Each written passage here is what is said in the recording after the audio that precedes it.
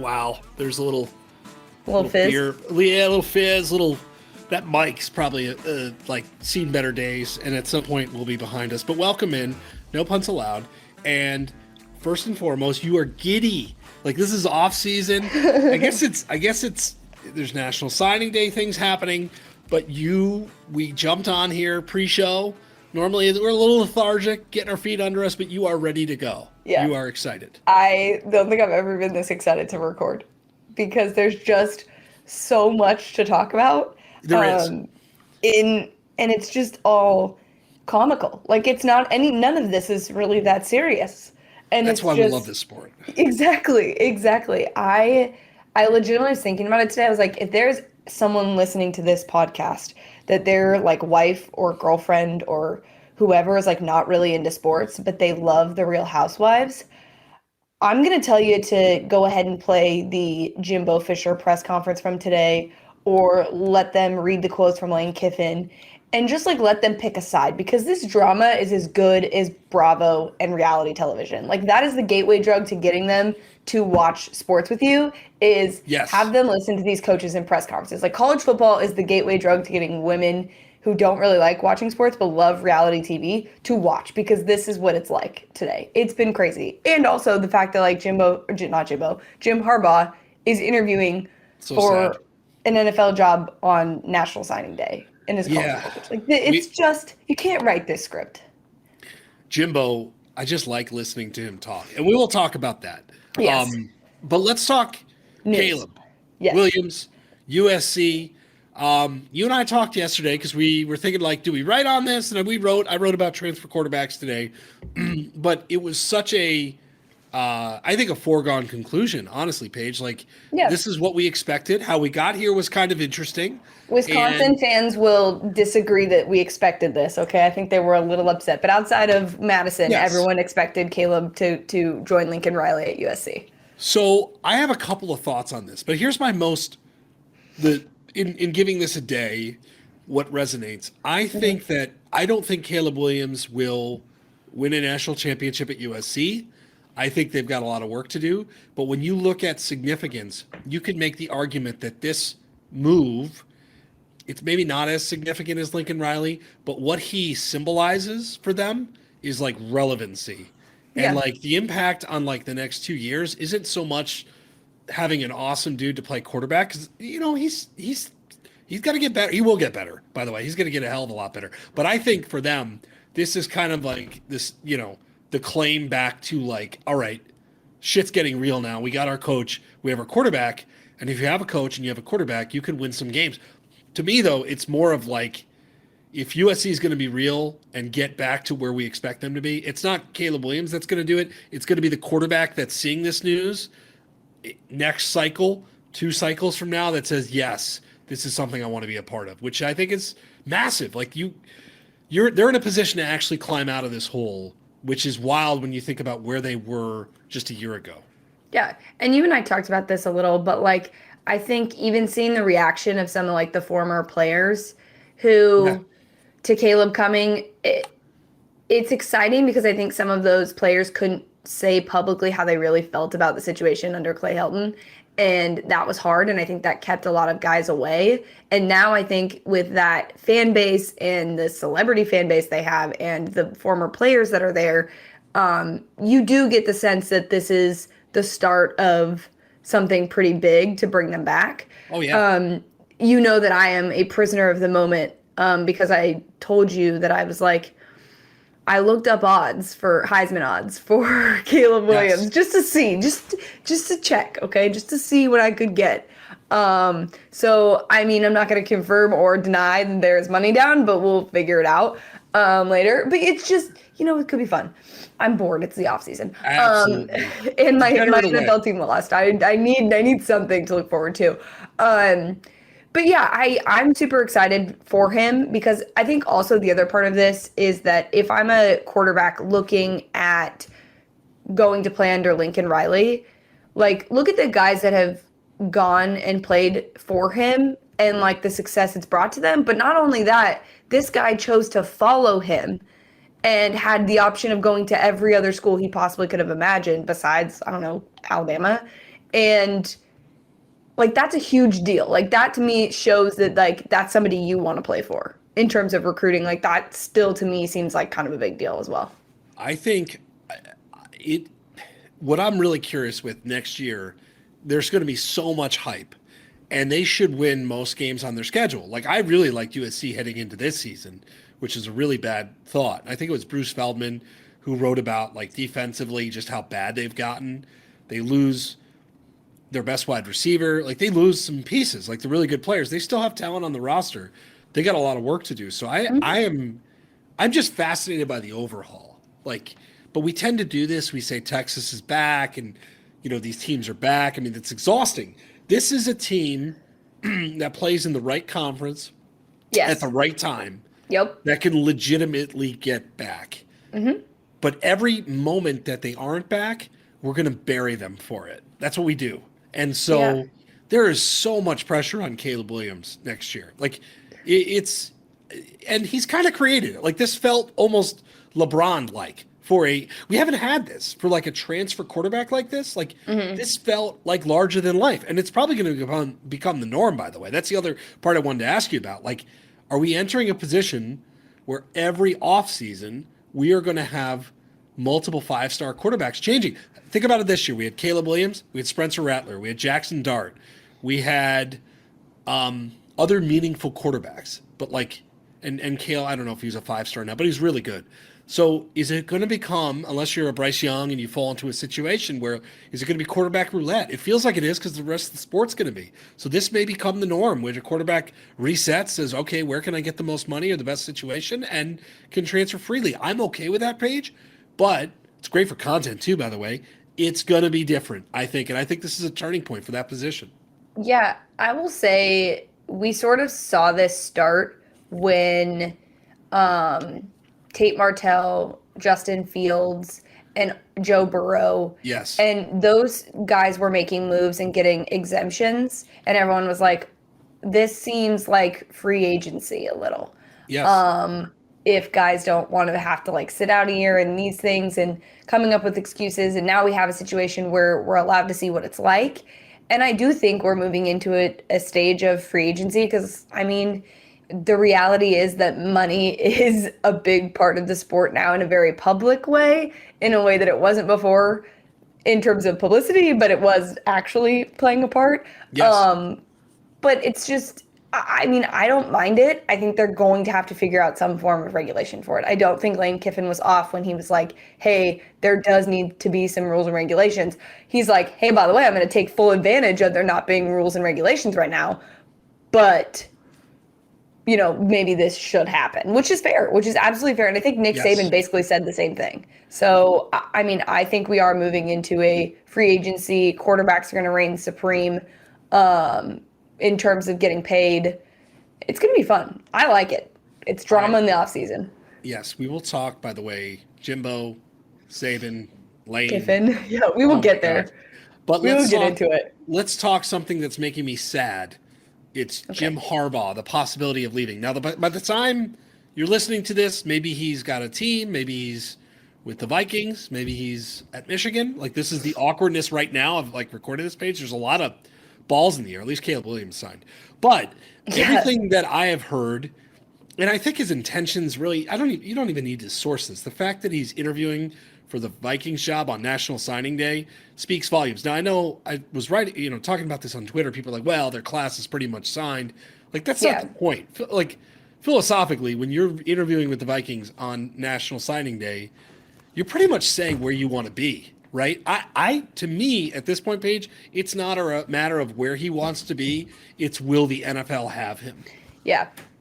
I think that, I mean, I do, to the point of people saying, Michigan coaches had the day off today. It was going to be an off day anyway. He's on the NFL's timeline. I get that. I think like the optics of it just look really bad.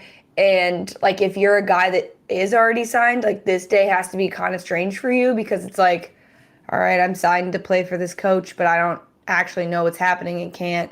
Yeah. Like it's just a really tough situation to be in. I think he leaves. I don't think he'd make this move without leaving. Like I honestly, if the Vikings want him, they are going to get him and he's going to be gone. I think at this point he's made it pretty clear that like he wants to be back in the league. And you know what? Like this was a great year for him at Michigan, but he did get, had the pay cut, had to do all of that stuff to prove himself. And I think it's kind of a see you later on that situation if I had to guess. But who knows? Yeah, no, I'm with you. And I think it's a really good, I think he's a great coach. There's really how his personality will mesh with the NFL. We know he did it before. We know there was friction there. I think college football will miss him. And I guess I'll turn it this way. Michigan's in a really, really tough spot. This is a terrible time to be hiring a coach who in turn would want to be hiring a staff. So if you're an assistant coach at Michigan, you're not feeling very good about yourself either today, because if this happens, then it's probably going to be, unless you're Gaddis, right? Because you would assume he would stay and maybe he's going to get the job. I think it'd be a really, really good hire. Very, very, very strong case for that. Currently. I like him a lot, but yes, is it going to be Matt Rule? Is it going to be Matt Campbell? Is it going to be like, if Michigan opens up like early February, the domino effect on that is huge, right? You think about like job roulette here. Is it Fickle, who probably would never go? So that part's really interesting. But most of all, Paige, I'm really sad. I like Jim Harbaugh. Yeah, I think he's great for college football. I think he's gone as well, and I don't like it. Yeah. I mean, I think he's gone. I'm okay with it. I think he kind of deserves better than Michigan and how he was treated. I agree. So, you know what? Good for him. And actually not terrible for the Vikings. No, I think his record with your San Francisco 49ers, I have to say it like fully now. I get very nervous when I say it around you. Like I'm going to say San Francisco, like shorting it up. Yeah. It was like 44-19 or 44. Like I know it ended kind of weird, but he did a good job. So I don't know what you do with Kirk Cousins and all that. Like, good luck. But yeah, I think it'd be a really good hire. Like he can coach, and he's done it. He's won. He's all right. proved himself. But let's get to the meat of it. National Signing Day, Texas A&M, Jimbo Fisher. Okay, let me just read to you some stats about this 2022 class. Yes. They signed 7 of 34 composite 5-stars. They signed 16% of the nation's top 100 recruits. Wow. They signed a top 8 player at every position. And this is officially the best recruiting class of all time. Like, ranking-wise, in terms of, like, I think Alabama and Georgia had, like, one year and then the following year the other, like, won them up. This class has beaten them out. Now. Yes.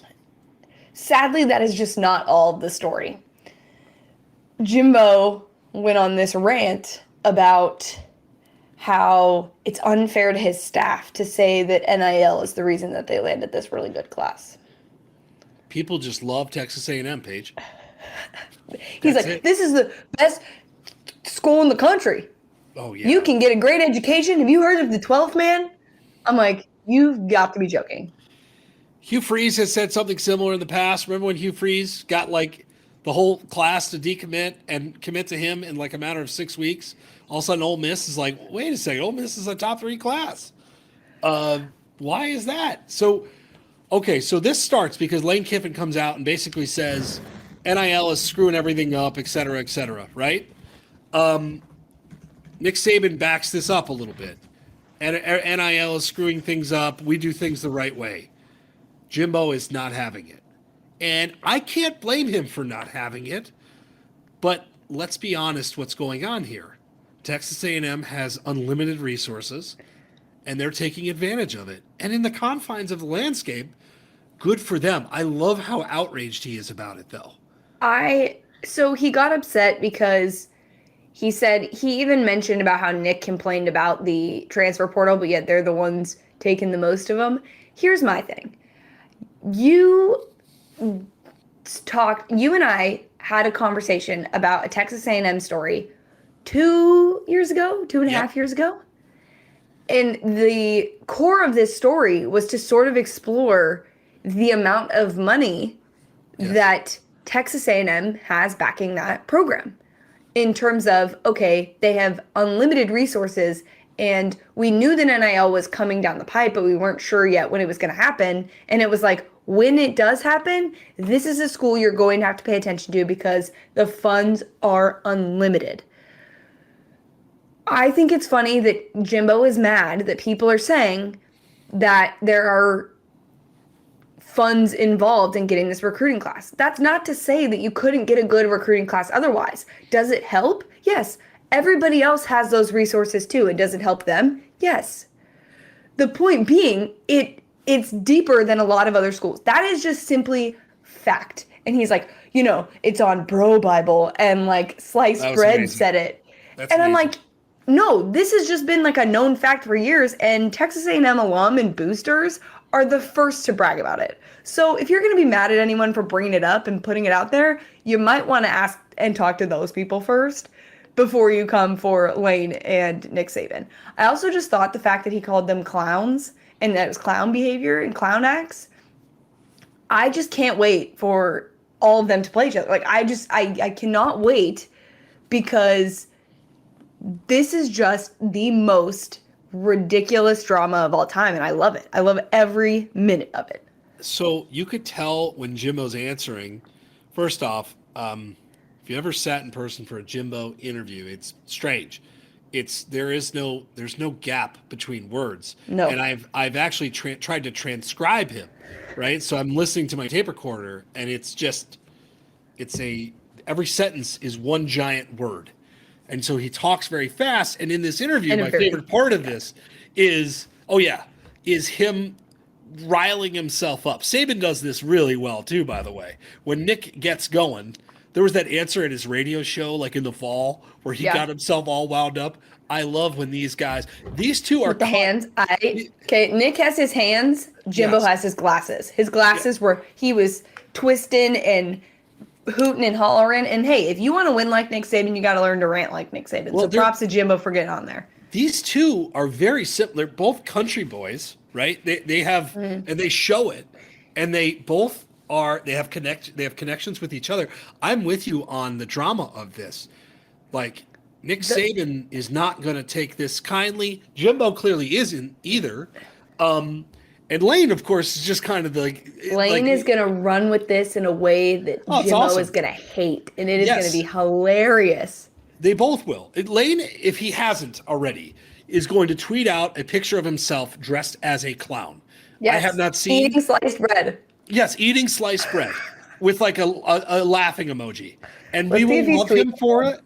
I have not seen that, but Lane, are you kidding? Like, this is playing into Lane's strength. Yeah, that was dumb to come for him. I saw that Nick Saban had made a comment since we started recording. Let me look up the quote. He said he's not accusing anybody of breaking the rules, but he doesn't think recruits should be picking schools based on how much NIL money they can make, which is true. I get what he's saying, but like, again, you're working the system as well. I think that's the difference between Lane Kiffin and Nick Saban and Jimbo, is that Jimbo is just not owning that he's using the system for his benefit. Like, and also the best part of that press conference was when he was like, and people don't want to get started because I know things. I'm like, okay, Jimbo, what do you know? Tell us. I mean, all of these guys. You want to rat somebody?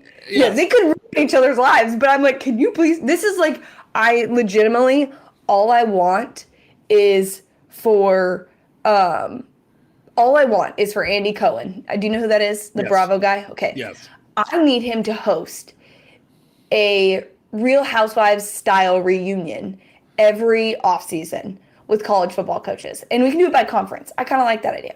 I do too. The SEC one would pull in the most views ever. Like, I could not imagine having them like sit on couches, like on each side, they're all like dressed. And he's like, so Jimbo, you called Nick Saban a clown. And then, Nick, how do you feel about that? And like really having them face to face and have these conversations instead of media members just like asking them in press conferences. Also, shout out to our guy, Michael Casagrande. I tweeted him. I was like, can you please ask him about sliced bread? He goes, no. I responded, clown. Yeah, poor Casagrande. He does not need my shit right now. Oh no, this is a day where if you are a beat reporter, and I've been in that room, it's very tense. You're wondering who and how the question's going to be worded. But that ain't Saban's style either, to lash out. Like No, he he's doesn't gonna want. beat you by 1,000 with your number Yeah. one Oh, recruiting and then class. he'll go into his office. He'll close his door. He'll speak his piece about what he thinks on the matter. And I agree. I think he hasn't been hard. He has not been ripping on specific coaches or teams. He's No. been talking about how unregulated it is. Yeah. We wanted this. We are to blame for this, by the way, because we Yes. said pay the players, play the players. And you think about it going back to last year, up until the last day, the NCAA is like, yeah, we're going to allow it. Well, it was in court. Of course you're going to allow it. Like nothing was going to happen. But if you do make this Wild Westy, which it is, this is the result of that. And Yeah. good luck. I mean, I don't really think it's going to change much. Spoiler alert: players have been getting paid to play college football at schools for a little bit now, so it's really not that different. It's just sort of legal, like, and that's fine. It's not going to change much. No, it's not. I just think it's so funny that, like, also don't deny that you're using this system to your advantage. That's the thing. I don't mind him being upset that people are throwing Texas A&M out there publicly to basically, because I guess the NCAA has looked into NIL deals and things like that. So I understand, like, not wanting to deal with the compliance issue. Totally understand that. But at the same time, like, you need to acknowledge that this is a part of the game and you're taking advantage of it, and that's okay. No one's mad at you for that. Lane Kiffin made a joke about it, but he's not mad. He's doing the same thing. He's literally using those same tools to his advantage to the best of his ability, but you have more resources. Yeah, and A&M, I mean, Texas, I think as we come on, is recruiting great. A&M is recruiting great. The story you referenced, by the way, which I believe I'm glad we didn't do it because A&M lost like a shit ton of games in a row after that. Then they almost made the playoff, and now they're kind of it. We should do that story again. It's, can you buy a national championship? And the answer is absolutely you can. Yeah. Are you kidding? You just have to spend your money right. And so you look at what A&M is doing in this class. I don't know how much they're spending. I do love the rumors of a $25 million salary. Like, that's amazing. This class, and even the ones they've been assembling, this is how you win a national title. This is what Georgia did. Yeah, exactly. Now, Georgia did it like 3-4 years. So I don't think A&M's ready to do it this year. But next year, at this time, you put together another class like this, yeah, you're in a position to do it. And it's certainly going to be harder to do it over and over again because, like, for example, like the LSUs, like you're going to get a lot of one-off national championships that way because then someone's going to do really well and then get paid more to go play at another school because now he can. And there's going to be a lot of transfer stuff that goes on and you're not going to get the same guys coming back, sort of like Georgia was lucky to have and things like that. So I think it will be harder than it was before, but absolutely you can if you just keep it up and you hit you're going to hit the right stride eventually. And then you just need Nick Saban to like lose a random game to help you out on that front. But one thing that is just not involved with those three specific SEC coaches, but poor Brian Kelly. There was a video, I think it was over the weekend. It was Friday, yes, because I remember my quote tweet of it was, I was just trying to enjoy my Friday night and now I can't unsee this, which was Brian Kelly dancing behind a recruit. This recruit, Danny Willis, committed to Alabama today. So that effort in dancing, and also I will say, Nick Saban said, someone asked him about it, and he's like, I like to dance too, I do the Cupid shuffle and, line dance or whatever. So much dad jokes up in here. The dad jokeness is just too much. All right, real quick. That, wherever the hell they're dancing, it looks like an awesome room, by the way, that LSU has concocted for this. It's like a video room. Can they get a bigger platform? It's very tight up there. Well, it's supposed to be one player, and it's supposed to be like a 360 type deal so they can get cool. All right, so this is the thing. And Brian Kelly now is not dumb, is going to tap into this and is going to keep doing it because we're covering the shit out of it. And it's funny. Like, I can actually say, like, Brian Kelly knows exactly what he's doing. It is cringy, but you know what? Brian Kelly's like, this is fun. I mean, you didn't work, but all right, so if this is going to become a thing, you got to get a bigger platform because he's standing up there with some of the biggest humans on the planet, and He's it looks like he's like, yeah, think- hanging on for dear life, like he's like just out there. It's too close. It's too close. Like It's a little close. It's getting weird. Okay. yes.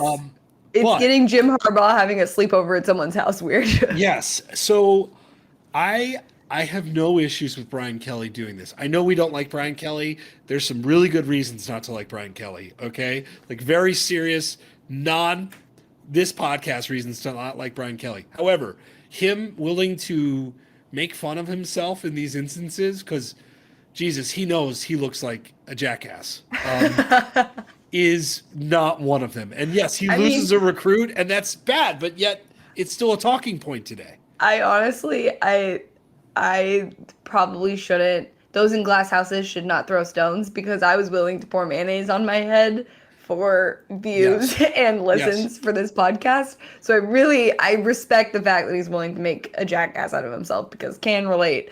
But the fact that it didn't work and that committed to Alabama of all the places is just absolutely hilarious. Welcome to the SEC, buddy. Like, yeah, exactly. Welcome. This is how it works. The other thing that just makes me laugh is that Brady Quinn, like, literally is so pissed at him. I don't know if he's joking or not. Like, he probably is in some capacity. But, like, every time there's an opportunity to troll Brian Kelly, he's a part of it. So, like, the tweet today that was like, oh, this guy committed to Alabama, he quote tweeted, it was like, oh, you really hate to see that or something like that. I love that. The pettiness, this is what I mean. This is what I mean. This is like the Real Housewives. This is reality TV at its finest. This is an untapped source of just drama that needs to be filmed and put out in some capacity. It is like the heart of the offseason. Well, I guess we have National Signing Day. Yes. And there's content galore. We were wondering, what the hell are we going to talk about? Right. And we're talking about this. I have a question about the mayo bath, by the way. Yes, go ahead. I want to hijack. We should discuss it. All right. You did an amazing job. Your mayo bath was way better than Beamer's. Like, I would agree. The mayo viscosity, like that was like Nickelodeon slime. So walk us through the process of the mayo bath, like the prep. I know you were not excited about this. I would not have been excited about it either. Yeah. So walk us through the process of this because you did a very good job. It was 2 jars of mayo, and I put it into a giant bowl, and then I added a little water to make it a little bit easier to dump, which I got that tip from the Duke's Mayo Bowl because I had seen that they had been practicing with consistency. But I had one shot to get this right, so I was really nervous. And so I was like, okay, I'm going to put something down outside so I don't just like dump it on the ground. And I also was like, okay, I have to wear like clothes that I don't care about. I don't know. I was just like trying to figure out the best way to do this. And I actually, when I got out there to do it, I was like, oh no, I didn't put my hair up. Like, this is a bad idea.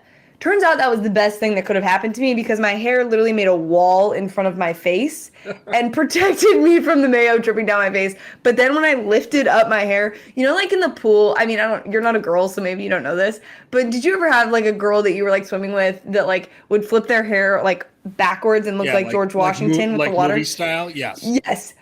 Legitimately, that's what happened when I flipped my hair up. I have a picture of it. I think I sent it to you actually, maybe. Yes. But it literally flipped up like George Washington, and I was just like, okay. And then I was like, so I had a towel boy there that was ready to give me a towel, so I toweled off, and then I immediately like put my clothes in the washing machine and got in the shower. Like that was, and it only took 4 shampoos to get it out. But also, the best part of this is that I went to get my hair done the next day, so like to get it colored and cut because I hadn't had it done since November. And I purposely did the mayo bath before I went to do that because I was like, I don't want to ruin my new hair. And one of the like women in the salon that works there follows me on Instagram, and she was like, I just saw your mayo bath. And the lady doing my hair was like, your what? And I was like, well, I had to like pour mayonnaise on my head. And she was like, well, now I have to see it. So we like got a good laugh in the hair salon about that. And she's like, well, it's not terrible for your hair, but I'm glad you washed it before you came in. I was doing a radio spot on Friday, last Friday. And I've done this for years, like 7 or 8, 10. I mean, Jesus, a long time. Yeah. And I get on there and the first question, they're like, so, no punts allowed. your co-host Paige mailbag. Like what? What? Like it was, and then I was like caught off guard. I'm like, what? Oh yeah, lost a bet. Way better than the other mail. Like I was like shook. I did not expect to answer questions about. I was like your publicist. It's like, oh, we pay our bets, and then I talked about potentially our next bet of the the TikToking, the TikToking. Which we've got Super Bowl stuff to talk about. I don't know if the Super Bowl is going to be a good bet point or not, because I think you and I might be on the same side of this. Just saying. I know where your allegiances are, and I think you and I are simpatico there. For maybe slightly different reasons, but still simpatico nonetheless. But we'll talk Super Bowl. All right. We talked Lane. Yes, a little. Yes, we did. I love Lane. We love Lane. We love Lane. We need to get Lane on this show. Yes, it's time to do some Lane content. I mean, you and I joke every time I want to do a Lane story. You're like, it's that time again. Look at the watch. It's Lane content time. Although I will say, Paige, we were on the content train at the right time. We foresaw the Lane Kiffin revival, and there he is. We bought in. We bought Lane stock early at FAU. We really did. But before the god awful commercial, we bought stock. All right, so I'm pulling up to transfer portal stuff with Lane. Huge. You get Jackson Dart, you get Zach Evans, and you have a competent offense. I'm telling you, I watched Dart last year, and there were glimpses of him. Like Caleb Williams was great, but I saw some stuff from Dart. It would not surprise me if he ends up being better than Caleb Williams. Not meant to be a hot take. I think Did you look up Heisman odds? What's my problem? Like, why can't I just let them be good players without being in Heisman? No, you're doing fine. And we're going to look at that, actually. You're doing great. I feel bad, your degenerate ways. But, so they get Dart, they get the tight end Trigg, who actually is like a really high-profile tight end addition. You've got Lane tweeting a picture of himself as the Portal King, is Joe Exotic. But I think lost in the Caleb Williams, Lane just rebuilt his offense in a month. And I think they could be really, really good. Yeah. I mean, football is better when Lane is creating content this way and bringing in good players. And it's flashy. It's exciting. It'll be fun. We talked about this last week, right? About that we thought that Dart was probably going to go there and how exciting of an offense that would be. Oh, my God. Good for him. By the way. Good for him. Good for Lane. Dart's got to be, in terms of NIL names, Jackson Dart is NIL-able, right?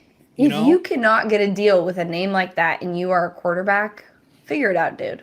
Also, if you want me to help you, I can. SoCal kid looks like the part of the quarterback, the actor that plays a young quarterback in a movie. Yes. Sunshine, I think maybe we should start calling him that. I could get that to stick. We could get that started. Yeah, this is our first go of the transfer portal, and I'll say, Caleb Williams, USC crushed it. Alabama crushed it. I think Ole Miss right there. And by the way, Evans is phenomenal. The glimpses of him have been really good. Going back a time that was him and Bijan in that class. Yeah. So I think when you think about it now, he's had a really interesting kind of winding road. His recruitment was strange. Ends up as TCU, now at Ole Miss.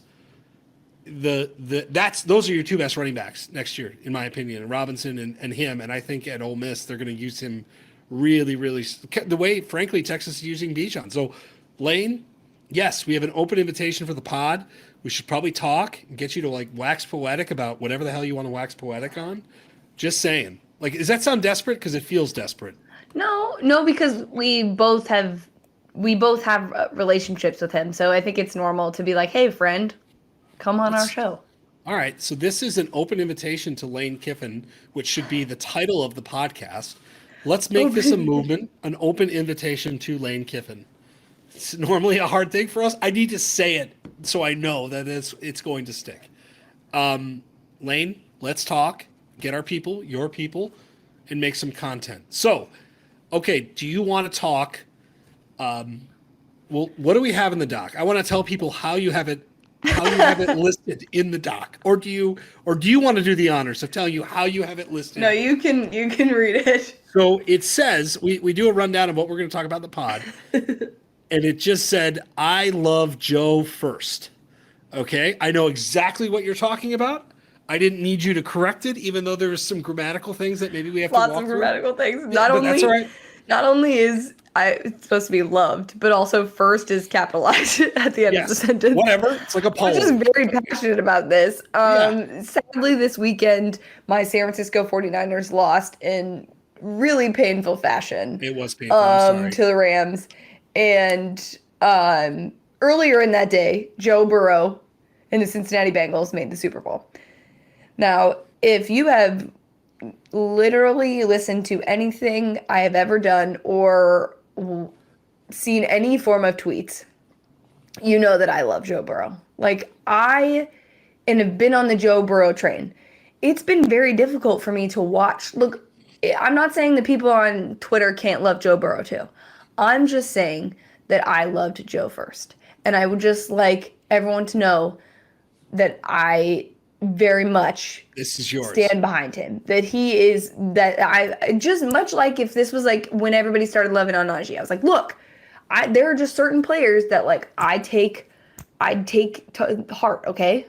I'm very happy for Joe Burrow. I will say that if the 49ers did make the Super Bowl versus Joe Burrow, I would have been rooting for the 49ers solely because my heart belonged to the Niners before it belonged to Joe Burrow, okay? So, like, it's just based on, like, timeline there. I'm grateful I don't have to root against him. I am rooting for him. But you're also not on TikTok, so here's the other reason why this has fired me up a little. There are so many TikToks of women being like, oh, I love Joe Burrow, or this is why this Super Bowl's for the girls because Joe Burrow's in it. And I'm like, he is so much more than that, okay? He's not a piece of meat. He is not a piece of meat, okay? Oh, yeah. He is smart. He's funny. He's good looking. He's good at football. Like, What's his stats against Alabama in 2019? Let's talk about that. Yeah, exactly. And he said that was the other best win that he's been a part of. Not winning a national championship. It was beating Alabama in 2019. So we would have had the handsome quarterback Super Bowl with Jimmy G and Joe Burrow, right? Like, it would have been, I mean, just pure handsomeness. But all right. So next week we have not vetted this, but I'm going to vet it. Let's vet it out in the open. We could do a fun prop pick contest for the Super Bowl. Okay. We'll get the props out. Maybe we'll run them down like 10 to 15. Hell yeah, I'm betting a goddamn coin flip, and hell yeah, it's going to be tails. Spoiler alert. Because I love betting on the Super Bowl and all of its stupidity. We could bet on a fat guy to score a touchdown, which we are absolutely going to do. Love this. We will do next week prop bet galore. But in the meantime, I am supremely excited for Joe Burrow. When you think of his last 3 years, transfers from Ohio State. He is good. He is a handsome gentleman, by the way. So transfers from Ohio State and all of a sudden becomes the guy. Like, this was not Jackson Dart. This was not, like, he was fine in his first season with LSU. And then it was Brady and it was Orgeron. Like, they just unlocked greatness. Like, I mean, it's one of the weirdest 3 years I've ever seen. So, okay, has a phenomenal second year. Jamar Chase, Justin Jefferson, Clyde Edwards-Helaire, super team, maybe one of the greatest teams of our lifetime. Yeah. The greatest offense of our lifetime, I think it's comfortable to say. Blows out his knee in pretty horrific fashion. Like, horrible. Bad. I cried. I mean, I remember seeing the scars of him on his knee, like, taking pictures. It's like, is this guy ever going to be the same? And now is just a fucking monster. And is a cocky MFer in the best possible way. Best way. What's he going to wear? Like, his Super Bowl outfit's going to be something, like, he's going to dress like a horse or something. It's going to be outrageous. Like, he could do he can make whatever he wants, like, look cool. He wouldn't do that because he wouldn't want to upset PETA, because he's just very socially aware, and I appreciate that about him. Oh boy. But the other thing is that he also would be the first, he'd be the first player to win the Heisman, win a national championship, and win a Super Bowl. In, 36 months. That's wild. And to think that this isn't I'm trying to think of an example of somebody who we would expect this from. If Bryce Young, for example, if Bryce Young wins a national championship this next year, we would expect maybe that if he goes to a certain team, he could potentially get to a Super Bowl. The thing is about this is this is all time. It's not like getting to your team and just getting to the Super Bowl, like within those amount of years. It's like period. He also is doing it for the fucking Bengals. And that's not a knock. I'm a Jets fan. No, that's wild. Like the Bengals. So, that the whole thing is just and I'm nervous that I'm biased with my Super Bowl picks because I love Joe Burrow for slightly different reasons than you do. But I mean, I love him as well. I have the same reasons you do, just like a little bit added on. Fair enough. And his cockiness, his arrogance. I will never forget Paige standing in the locker room after they beat Alabama. His fucking hair is perfect. It was very annoying. His hair is perfect. He just played, and they just kicked the shit out of Alabama. Tua, the cavalcade of receivers, and him and Ed Orgeron are there just smiling. They essentially know that they won the national championship in that game. Yeah. Right? Like they really, like, that's in hindsight now, they're like, oh my God, this team is so good. Yeah. Like, we just won the national title. And like, you could see it pop off there in that crowded room. And it was like, yeah, that's that. Like, that is that. And I'm excited for him. I'm excited. I think you have like college football Twitter knows where it aligns because Joe is that dude. Joe is our guy. Joe is everybody's guy. I think I also just like cannot stand the Rams. Like, I cannot stand LA teams, period. But just like everyone's like, oh, I'm so happy for Matthew Stafford. Great. I'm happy for him too. Congrats on getting there with a team that's good. We get it. But oh yeah, like it's not Joe. Fire. No, it's not Joe. It's not Joe. It's just not. I can't.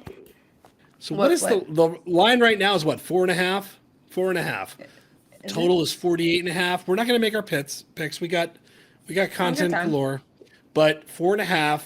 I also am curious next week to talk about Super Bowl plans because I've always been mixed on Super Bowl, how I celebrate the Super Bowl. My plans are, I will be out of town. Okay. So I will not be at home base, which I usually do with like my family. Yeah. But I'm going to the Waste Management Open. Oh, Jesus. Week. God bless you. So I will be in Phoenix. Actually, I can't wait to talk about that. We will talk about that next week too. All right. No, wait. We did not put something on the rundown that I just want to say because you said handsome quarterbacks, and I went, oh my God, we totally forgot. One of the most handsome quarterbacks to ever play the game retired this week. For reals. He did. As a Jets fan, okay, I don't even want to go as a Jets fan. Let's talk about the journalistic way this thing went down. I'm fascinated by this. I'm not uber journalistic integrity person. We write, we cover, we do stories. It's important. Yeah. They had the scoop. Adam Schefter and I think it was Jeff Darlington had the scoop.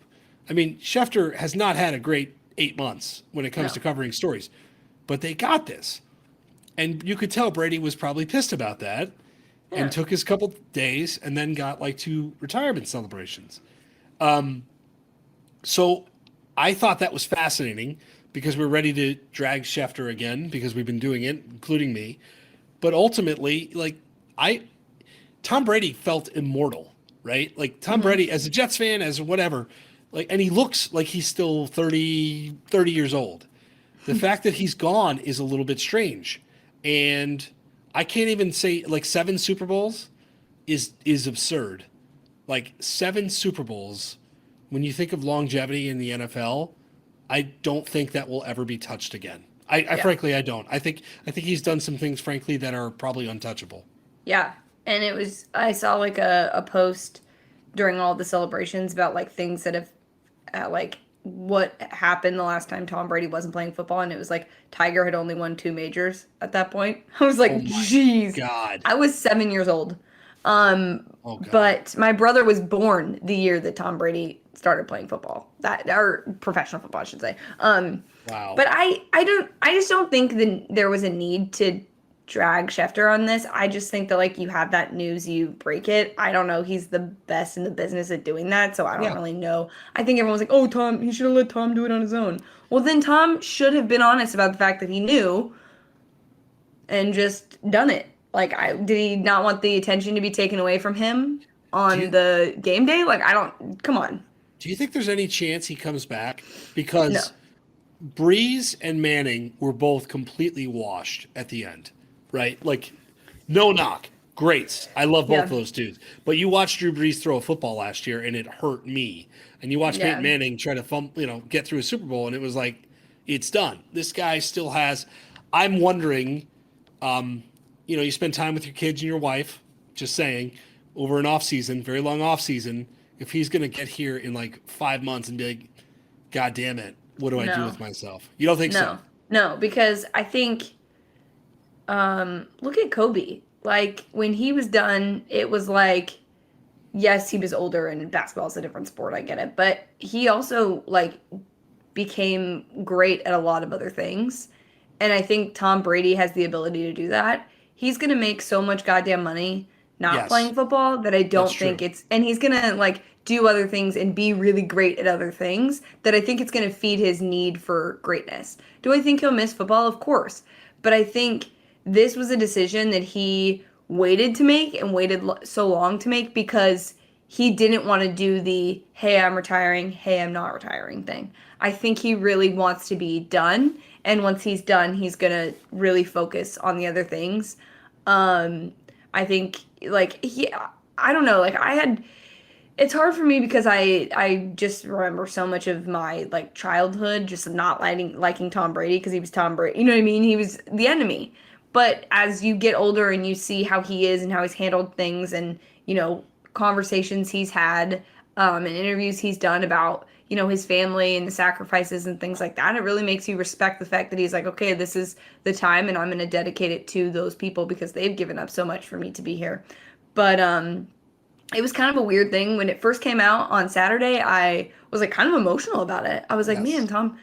And then when it officially was confirmed, I was like ready for jokes. I was like, it was like tale of two stories. I was like, thank you for retiring twice so that I could really like Dive into be this, sad. get your I second crack. could be sad the first day and then I could really get my jokes off. Like I'm thankful for him because it was one of the best sports days for me was watching Nick Foles beat him in a Super Bowl and win a Super Bowl MVP.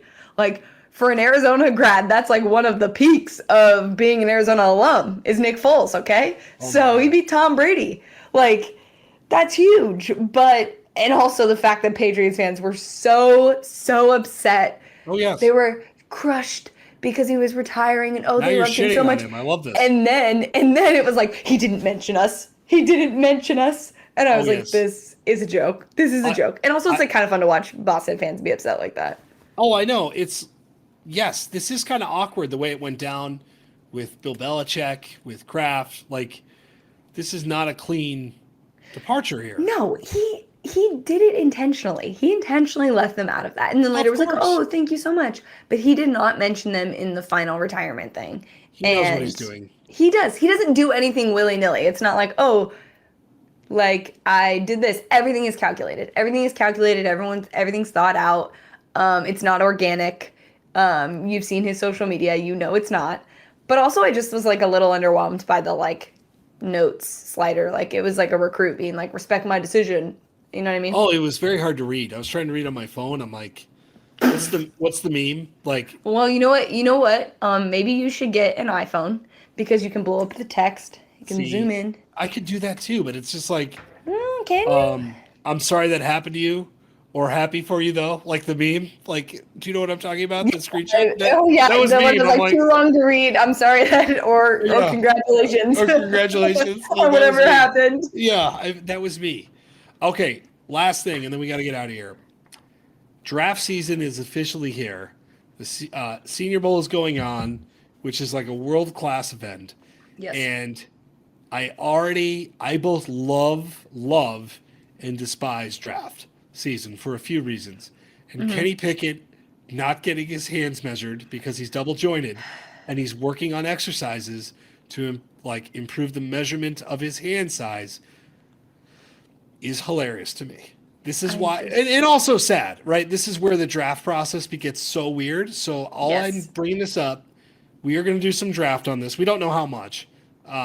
Our love really is college football, but we do love the draft because this is like the graduation of our guys. It's like when you're like a son. I think of them as all my children. I'm like, oh, there's my favorite guy. He's going to this team. I'm so happy for him. But I just love poor Kenny Pickett have him hold up his hand with his double jointed situation, saying, we'll do the measurement at the combine. I'm working on exercises to. Are you fucking kidding me? I should know better. It's such a weird thing. Like, I just, like, grown men talking about other grown men's measurements just, like, really. Well, Joe Burrow, by the way, small hands, and had the tweet from back in the day. I'm sorry. This is cut deep. Sorry. I feel like you're like, gasp. And he had the tweet like, oh, how am I ever going to hold a football with these super small hands? I'm paraphrasing. I don't know if you've seen that. It's amazing. I have not seen it, but yes, that's hilarious. I hope that's real and I'm not making that up. Hold on. You hope you were to like Photoshop dupe? Yes, hold on. Oh yes. my God. Boy, but like if Joe Burrow has small hands, then you should definitely get a quarterback with small hands. Joe Burrow, here by the way, are the first things that come up in my Google Joe Burrow. Joe Burrow sacked, Joe Burrow girlfriend. He does have a girlfriend, by the way. I should mention that. He does have a girlfriend, and she's been with him since Ohio State, and like full respect to her, and I'm so sorry for her that like everybody is like calling her boyfriend daddy. Like that is weird. That is so weird. So shout out to her, and if she wants to come on the podcast and like talk about her Super Bowl experience when they win, I'm all for it. I believe I respect that relationship. Yes. Oh, absolutely. That's situation. There is something. Hold on. This is great. I'm sure this is great for the pause. Joe Burrow has 9-inch hands, and this was the prompting of an entire day of hand size discussion. But I can't find his tweet. But it's worked out well for him, and it is odd to be processing hand size. All of this shit is ridiculous. We're gonna. You know what? Don't judge people by their hand size. You just never know. No, but it's also like this process is so weird. Like the combine, where we walk out these guys shirtless, and they were like, yes. This is very in like the tightest of clothes. And yeah, like the Tom Brady image to tie it all together, where he's standing there at the combine looking like not the greatest of all time, is perfect. So, okay, with that, any parting thoughts? Super Bowl, which will be fun. We'll have Harbaugh resolution, we think. Yes, hopefully. We'll have some signing. I'm sure we'll have signing day commentary, whatever that. Lane, Nick, whomever. Any other parting thoughts here? No, I just really hope Lane Kiffin dresses up as a clown and posts a picture. Maybe I'll send him that and be like, hey, you should dress up as a clown and tweet it. That'd be hilarious. An open invitation to the pod. Kiffin. Yeah, don't forget, Lane. Come on the pod. Lane, let's make this happen. We'll come to Oxford. We will. I'm going to put together our prop bets for next week. We are going to tackle that, and there will be some sort of stakes attached. Maybe that will be the TikTok video. Yeah. Oh, God. Give me the mayo instead. No, as someone who's done it, you don't want to do it. I'm never doing that again. That's true. I don't know what the stakes would be, but yes, TikTok's a good one. All right. Paige, I am Adam. We will talk to you guys next week.